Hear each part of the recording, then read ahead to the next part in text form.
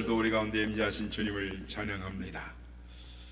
오늘은 우리 교회가 지났지만 이 스승의 주일로 지키는 주일입니다.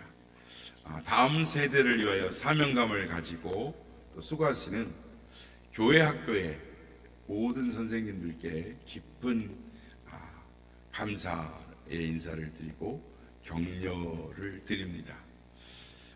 우리 교회 학교는 이제 시작 단계여서 조금 미약하지만 그러나 미래에는 창대하게 될 줄로 믿습니다. 우리 성도님들도 스승의 주일에 우리 교회 학교의 교사들의 수고를 격려해 주시고 기도해 주시고 그리고 교사의 사명이 무엇인지를 새롭게 깨닫는 시간이 되기를 예수님의 이름으로 축복합니다. 오늘날 이 학교에 다니는 자녀들을 둔 현대인들의 최대 관심사는 이 자녀 교육의 문제일 것입니다. 사랑하는 자녀들을 어떻게 하면 좋은 학군에 보낼 것인가?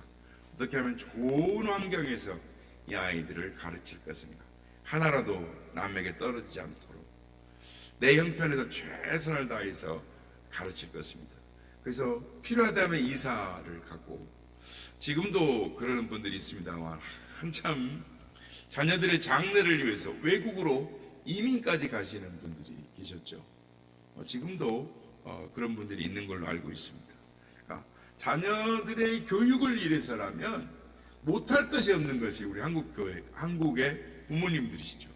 물론 저희 지금 이 어르신들로 계시는 부모님들도 아버지, 어머니가 소 팔고 돼지 팔고 땅 팔고 집 팔아서 공부시키고, 그러니까 한국의 이 부모님들의 교육열은 이 세상의 어느 세계도 못 따라오는 것입니다.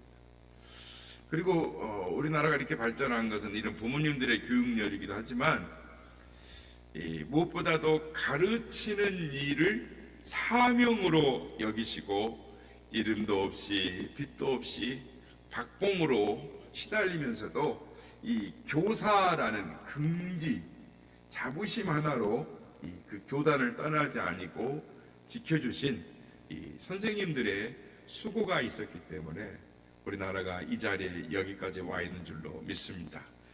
선생님들을 잊지 말아야 하겠습니다. 사람이 사람답게 만들어지는 것은 그것을 가르친 스승에 의해서 되는 것입니다. 인생 3사라는 말이 있습니다. 그러니까 인생에 있어서 스승이 세 분이 계시다라는 말입니다. 첫째는 부모님의 선생님이죠. 낳아주시고 사랑으로 길러주시는 스승. 두 번째는 학교 선생님입니다.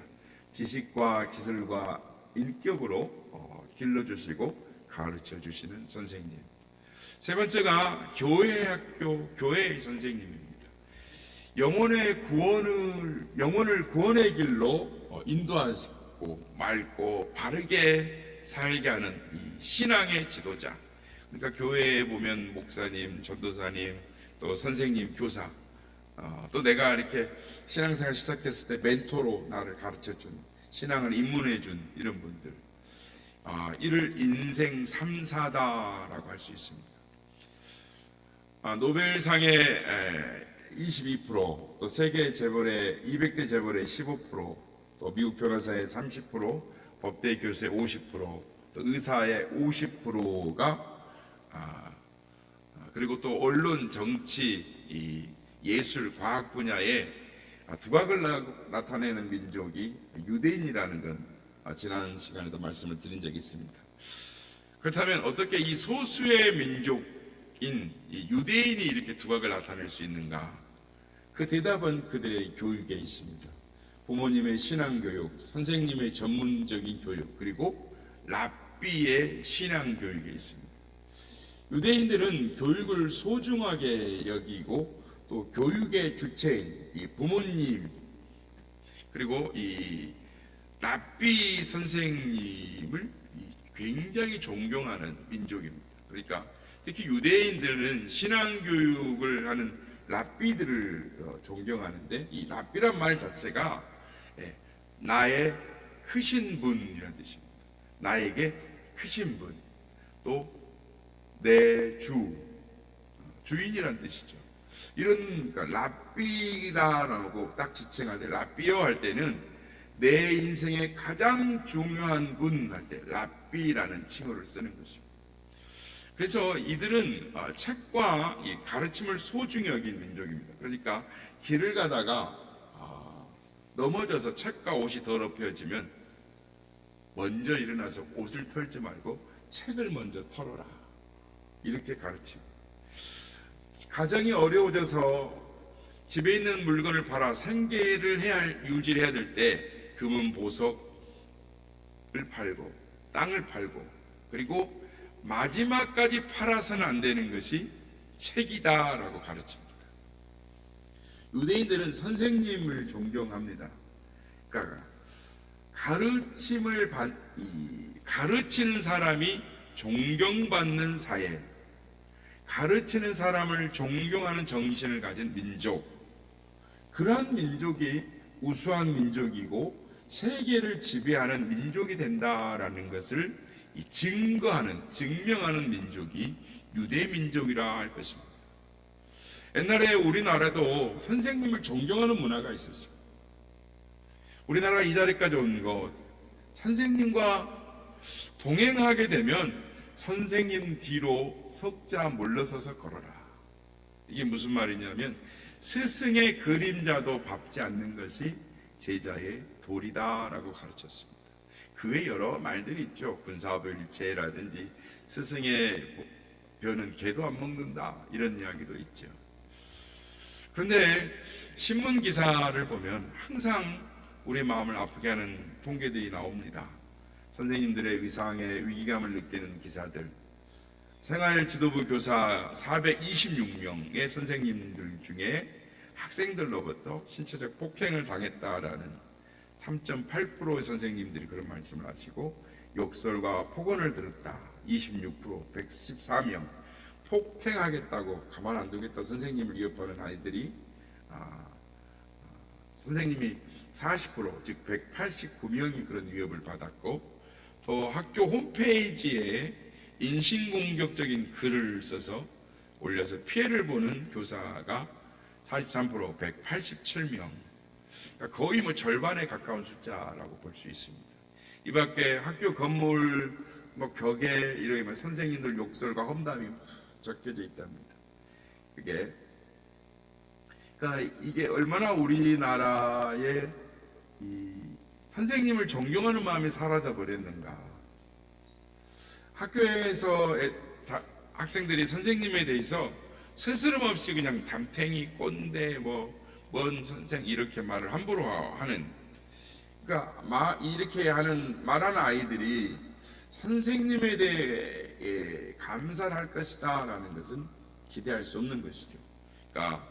그래서 존경은 마음에서부터 시작되고 말에서 나타난다라고 했는데, 입에 거친 말을 내뱉으면서 겉으로 존경한다라고 말하는, 그러니까 자기를 가르치는 사람, 즉 자기를 가르치는 스승에 대해 감사할 줄 모르는 사람은 기본적인 예의도 모르는 사람인 것입니다. 선생님이 학생들에게 존경을 받지 못하는 세태, 학생이 선생님을 구타하고 욕하고 폭력을 행사한다면 그것은 이미 교육이라고 말할 수 없는 것입니다. 사람이 그래서 어른을 모르면 사람이 아니고, 자녀가 부모를 모르면 자녀가 아닌 것처럼 학생이 스승을 모르면 학생이 아닌 것입니다.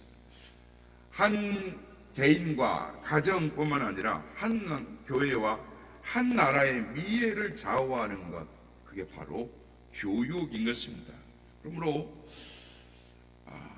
다음 세대를 가르치는 이 교사, 교회 학교 선생님들을 존경해야 하는 것입니다. 그렇다면 어떻게 하면 우리의 자녀들의 교육, 문제가 많다고 말하는데 자녀들의 교육을 바로 세울 수가 있겠습니까? 먼저는 학교 선생님을 존경하는 마음이 있어야 합니다. 존경하는 마음이 들도록 자녀들을 가르쳐야 한다라는 것입니다. 한 번쯤 이 기사를 보신 적이 있을 것입니다. 예전에 청주 시내 한 초등학교 2학년 학부모들이 담임 선생님을 징계하라고 막 거세게 항의하고 막 학교에 막 이런 그것을 넣었던 것들이 있었어요. 이유가 뭐냐? 선생님이 애들이 밥을 제대로 안 먹고 음식을 막 버리고 이러니까, 그래서 음식을 제대로 먹어라, 이렇게, 그리고 빨리 먹어라 이렇게 말했는데 안 먹으니까, 안 먹은 애들은 어떻게 합니까? 그래서 선생님이 반성문을 써라 그랬어요. 그랬는데 아이들이 집에 가서 체했다는 거예요. 그러니까 학부모들이 처음에는 학교 선생님 집을 찾아와 방문해 막 소란을 피웁니다. 다음 날은 학교 회의실에 와가지고 막 징계를 요구하는 거예요. 너무 괴롭히니까 견디다 못한 선생님이 그 자리에서 학부모 앞에 무릎 꿇고 울면서 빕니다. 잘못했다고. 참 민망한 모습인 것이죠. 선생님을 고마울 줄 모르고 존경하는 마음이 먼저 부모로부터 생겨나야 하는 것입니다. 선생님이 자기 엄마 앞에서 무릎을 꿇고 우는 모습을 그 자녀가 보았다면 그 아이의 마음속에 무엇이 자리 잡겠습니까? 그 아이는 불행한 것입니다. 평생 선생님을 업신여길 것입니다. 여러분, 자녀들에게 선생님을 존경하는 마음을 가르치시길 바랍니다. 그것이 자녀들이 잘 되는 법이라는 것을 기억해야 합니다. 자기를 가르치는 스승에 대해 감사를 모르는 사람, 기본적인 예의도 모르는 사람인 것입니다. 그 아이의 장래가 어찌 되겠습니까? 두 번째로, 교회 선생님들을 존경해 드려야 합니다. 예일대학교 총장 윌리엄 펠프 교수는 나는 젊은이들에게 대학 교육이 꼭 필요하다는 걸 안다. 그러나 성경이 없는 대학 교육보다는 대학 교육 없는 성경 지식이 더욱 값진 것이라는 것을 믿는다. 무슨 말입니까? 학교 교육보다 신앙 교육이 우선이다라는 것입니다. 대개 학교의 선생님들은 사회적으로는 인정을 받습니다. 물론 그 마음이 중심은 어떤지는 모르겠으나 스승의 날이면 선생님하고 찾아오죠. 그런데 가장 중요한 것을, 귀한 것을 가르치면서도 스승으로 인정받지 못하는 분들이 교회 학교의 선생님인 것입니다. 성경은 특별히 이분들을 존경하라 라고 가르칩니다. 디모데전서 5장 17절 말씀입니다. 잘 다스리는 장로들은 배나 존경할 자로 알되 말씀과 가르침에 수고하는 이들에게는 더욱 그리할 것이니라. 장로님들을 더 배나 존경해야 합니다. 그러나 그분들보다 더 존경할 분이 말씀을 가르치는 교사라는 말씀입니다. 그만큼 하나님의 귀한 말씀을 가르치고 수고하는 이들을 누구보다 더 존경해야 한다라는 것입니다. 성도 여러분, 우리 교회 학교는 아직 미약하지만 여러분의 기도로 활성화되고 성장할 것입니다. 오늘은 스승의 주일로 우리가 지키고 있습니다. 이 스승의 날 하면 학교 선생님들은 아까 말씀드린 것처럼 조금 그래도 뭔가 이렇게 1년은 부모님들이 생각을 해요. 그런데 자기 자녀들의 영혼을 책임지고 염려하고 눈물로 기도하는 이 교회 선생님에 대해서는 우리가 어떤 자세를 가져왔는가, 감사했는가, 우리 자신을 돌아보게 되는 것입니다. 저는 우리 교회 학교에 우리 전도사님을 아주 너무나 귀하게 여깁니다. 우리 자녀들의 신앙을 책임지고 있기 때문입니다. 말이 쉽지 자녀들을 신앙으로 교육하는 게 어렵습니다. 정말 어렵습니다. 목회자인 저도 어렵습니다. 애들이 조금만 커보십시오. 말을 안 듣습니다. 대화가 안 통합니다. 이런 아이들을 가정에서 신앙으로 인도하는 것 정말 어렵습니다. 그래서 교회학교 교육이 중요한 것이죠. 선생님이 교육자가 필요합니다. 그래서 저는 전도사님을 귀하게 여깁니다. 저도 저희 어렸을 때 선생님이 제 머릿속에 초등학교 6학년 선생님이신데 그 선생님께서 기도를 하면 항상 이렇게 분반 공부를 시작하면 전지전능하신 하나님, 못할 것이 없으시고 모르시는 것이 없으신 하나님, 무소부재하신 하나님, 없는 것이 없으시고 세상 모든 것에 편지하신 하나님 아버지, 이러면서 기도를 시작해요. 1년을 그렇게 기도를 듣고 나니까 제 머릿속에 전지전능하신 하나님, 무소부재하신 하나님이 탁 머리에 박혀 있습니다. 그러니까 1년 동안 그 선생님한테, 저에게도 많은 선생님이 있었습니다만 그 선생님의 신앙, 밤내 철야하며 기도하셨던 그 선생님의 신앙이 저에게 전수가 된 것이죠. 우리 교회에도 지금 우리 애들하고 같이 함께하는 우리 청년 선생님이 있습니다. 박수아 선생님. 제가 어렸을 때부터 초등학교 2학년 때부터 봤거든요. 믿을 만한 선생님이십니다. 아이들을 신앙으로 귀하게 키울 것입니다. 아직 우리 아이들이 손으로 꼽을만 하지만 이 아이들에게 신앙에 지대한 영향력을 미치는 분들이 교회학교 선생님이고 또 전도사님인 것입니다. 우리 교회학교를 책임지고 있는 전도사님과 선생님을 위해서 기도해 주시고 격려해 주시기를 부탁드립니다. 성도 여러분, 우리 자녀들의 미래는 교육에 의해서 결정되는 것입니다. 그러므로 선생님을 존경하는 자녀들로 길러야 하는 것입니다. 갈라디아서 6장 6절은 이렇게 말씀합니다. 가르침을 받은 자는 말씀을 가르치는 자와 모든 좋은 것을 함께하라. 여러분에게 좋은 것이 있습니까? 자녀를 가르치는 선생님들을 생각하십시오. 그리고 그것을 함께 나누라는 것입니다. 왜 그럴까요? 그것이 자녀들이 잘되고 축복받는 길이기 때문입니다. 선생님을 존경하게 하는 것입니다. 작은 선물이라도 선생님께 갖다 드리면 그 아이가 선생님을 존경하고, 또 선생님은 얼마나 용기를 얻겠습니까? 또한 반면에 아이들을 맡은 선생님들은 가르치는 일에 최선을 다해야 될 것입니다. 좋은 스승이란 학생의 지금의 모습만을 보고 평가하는 것이 아니라 미래의 모습을 오늘 보면서 꿈을 꾸는 것이죠. 그래서 괴테가 어린 학생이었을 때 그 선생님은 아이들에게 오면 항상 중절모를 벗고 깍듯하게 인사를 했답니다. 그랬더니 애들이 물어봅니다. 왜 우리에게 이렇게 깍듯하게 인사를 하십니까? 선생님 하시는 말씀이 너희 중에서 앞으로 독일의 역사를 바꿀 인물이 나올지도 모르기 때문이다 라고 말을 해줬답니다. 미래를 바라보면서 격려하는 그 선생님의 훌륭한 태도, 그 인격에서 그 제자가 나온 것입니다. 여러분, 그렇습니다. 교육이라는 것은 단순히 돈으로 지식을 사고 파는 거래가 아닌 것입니다. 학교는 거래가 오고 가는 시장이 아닌 것입니다. 교육은 물건을 만들어내고 사고 파는 세상의 다른 직업과는 완전 다른 것입니다. 선생님은 사람을 다루고 더욱 중요한 미래를 이끌어갈 중요한 사람들을 가르치는 일입니다. 교사는 한 사람의 인생을 잘되게 할 수도 있고 못되게 할 수도 있습니다. 그의 인생이 빛나도록 바로 잡아주고, 그래서 교사에게 필요한 건 무엇이냐?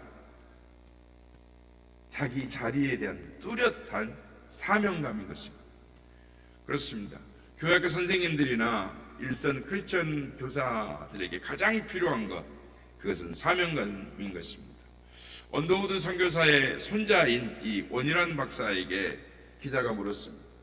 당신은 왜 낯선 땅에 와서 이렇게 대를 이어 일을 하고 있습니까? 그랬더니 하는 말이 사명 때문입니다 라고 말하더라고요. 그렇습니다. 하나님이 주신 사명이 있을 때에 그 일을 감당할 수 있는 것이죠. 우리에게 사명이 있습니다.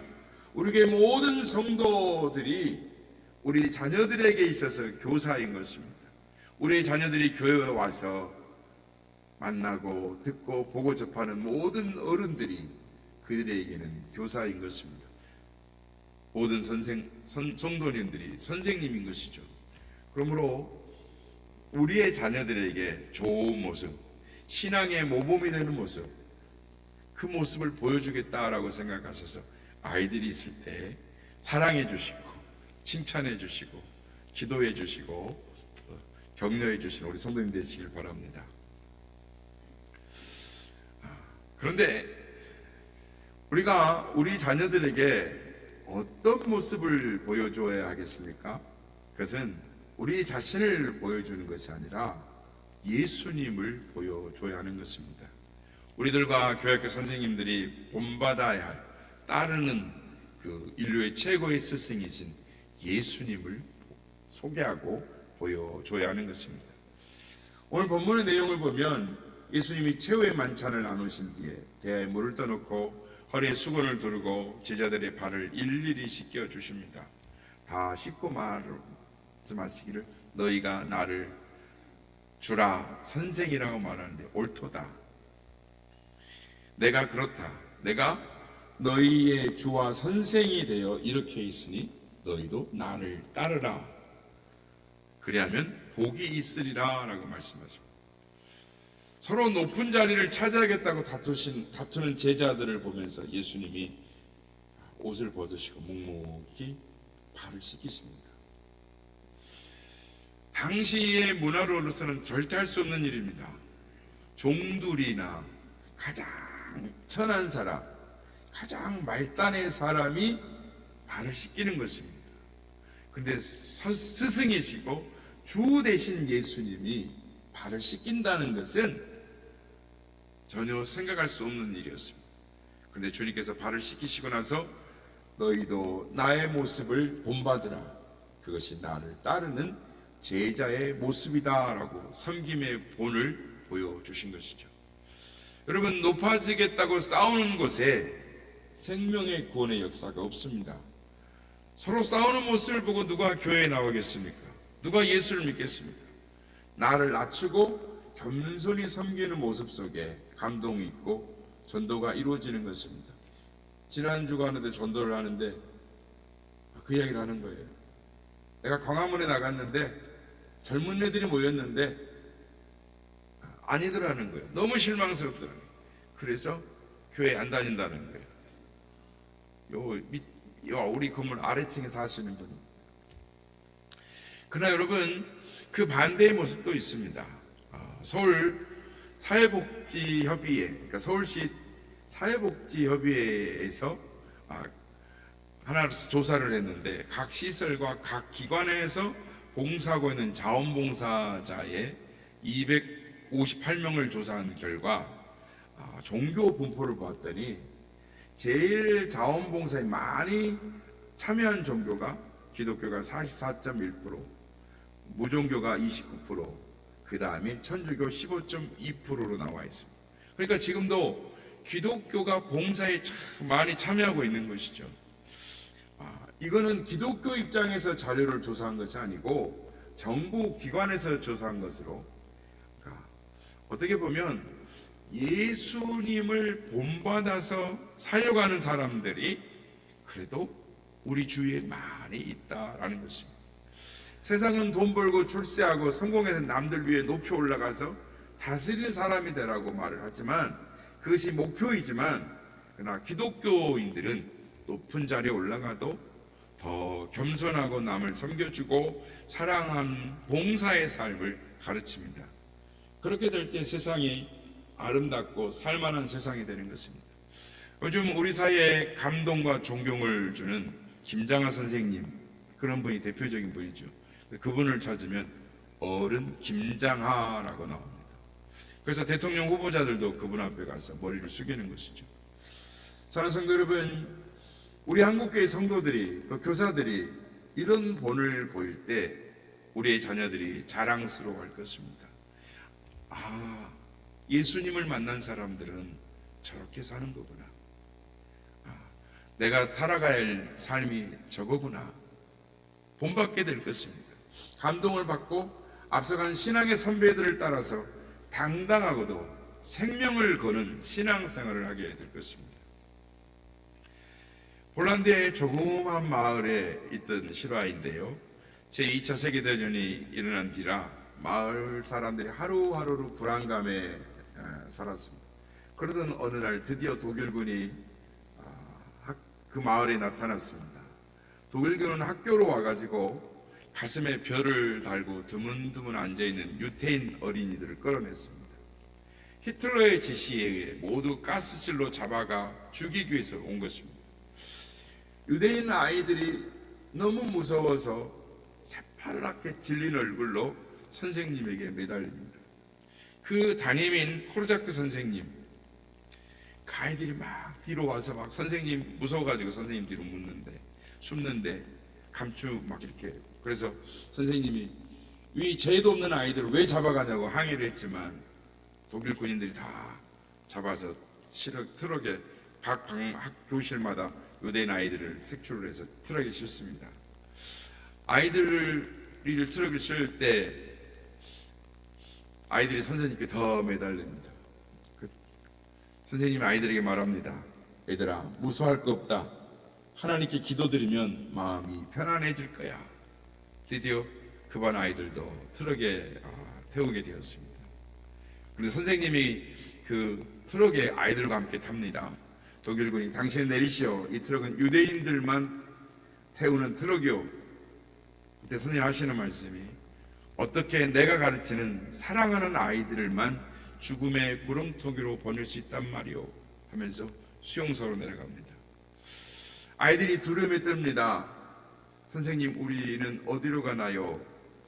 그랬더니 선생님, 코르자크 선생님이 인자하게 웃으면서 수용소라는 곳에 가면 엄마 아빠가 기다린단다, 이렇게 안심을 시킵니다. 그리고 수용소에 도착했습니다. 트레몰린 렌카 강제 수용소에 왔는데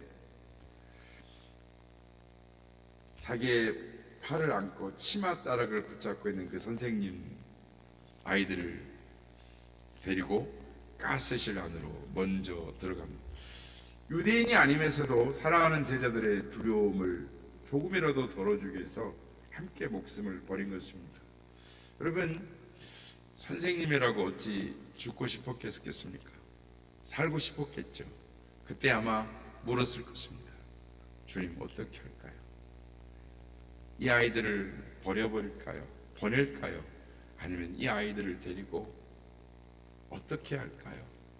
주님 앞에 기도했을 때 제자들의 발을 씻기시고 몸소 본을 보이시고 십자가를 지시고 생명의 길, 우리를 구원하시는 길로 나아가셨던 그 주님을 생각했을 것입니다. 그래서 지금 예루살렘에 가면 히틀러에게 학살당한 유대인 동족들을 기리는 그 기념관 뜰 가운데에 겁에 질려 떨고 있는 이 사랑하는 제자들을 두 팔로 껴안고 있는 코르자크 선생님의 동상이 세워져 있습니다. 그렇습니다. 사랑하는 제자들에게 섬김의 본을 보여주시고 십자가에 죽으신 그 주님을 따라 참된 스승의 길을 걸어간 것입니다. 사랑하는 성도 여러분, 오늘은 우리가 스승의 주일로 예배하고 있습니다. 우리는 우리 자녀들에게 뿐만 아니라 이제 막 교회를 다니는, 이제 갓 초보 신앙생활하는 분들에게 교사가 될 수 있습니다. 그 영혼을 세워주는 사람이 될 수 있습니다. 바라기는 우리 모두가 참 스승이신 예수 그리스도를 따라가고 예수님이 사셨던 대로 다른 사람들의 영혼을 살리는 사람들 모두가 다 되시기를 예수님의 이름으로 축복합니다.